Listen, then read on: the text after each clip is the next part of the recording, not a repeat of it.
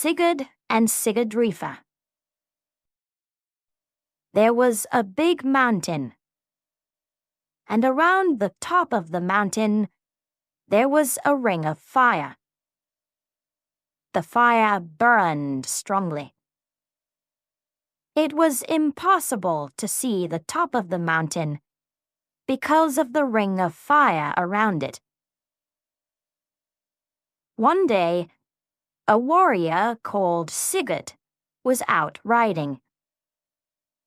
He was a long way from home and did not know where he was. He saw the mountain and the strong light at the top. "What's that light at the top of the mountain?" he thought. So, with his horse, he went up the mountain to find out.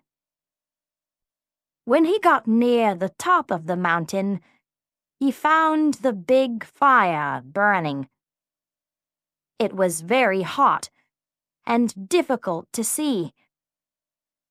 His horse was afraid, but he was not. He went as near as he could to the fire to see what was behind it. The fire was very strong, but through it he could see a great hole on top of the mountain. He was very interested. "What's that hole on top of the mountain, behind this big fire?" he thought. There was only one way to find out. "I'll have to pass through the fire," he thought. He talked to his horse, telling it not to be afraid. Then they ran as fast as they could into the fire. The fire was so hot, it started to burn Sigurd's helmet and his horse's feet. His horse began to stop. It could not continue. But Sigurd would not stop. He pushed his horse through the fire, running as fast as they could. It was very difficult. But Sigurd was a brave man, so brave he could pass through the fire. On and on they ran, until they came to the end of the fire. Sigurd and his horse stopped, and Sigurd looked up. He could now see the great hole at the top of the mountain clearly. It looked like a palace.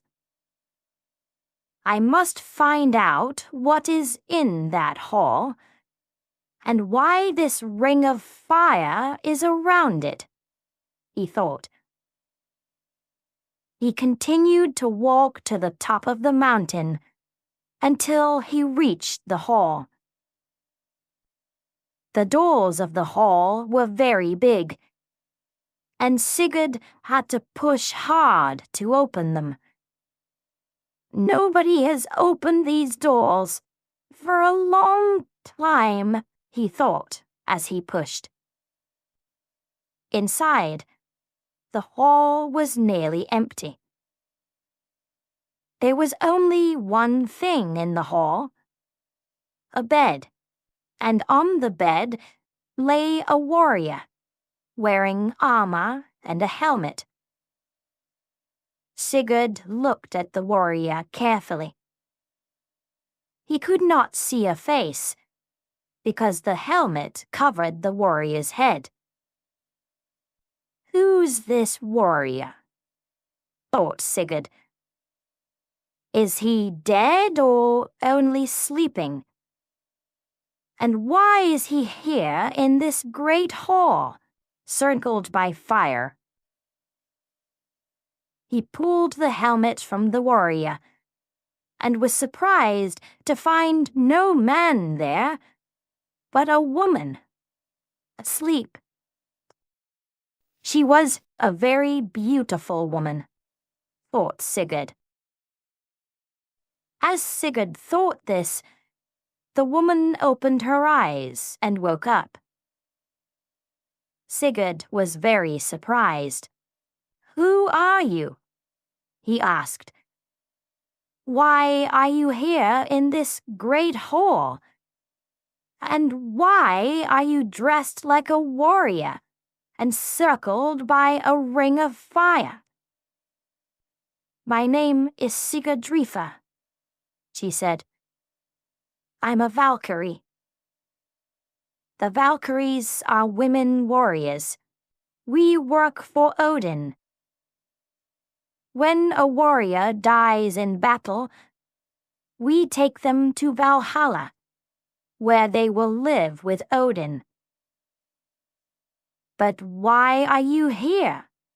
said Sigurd again.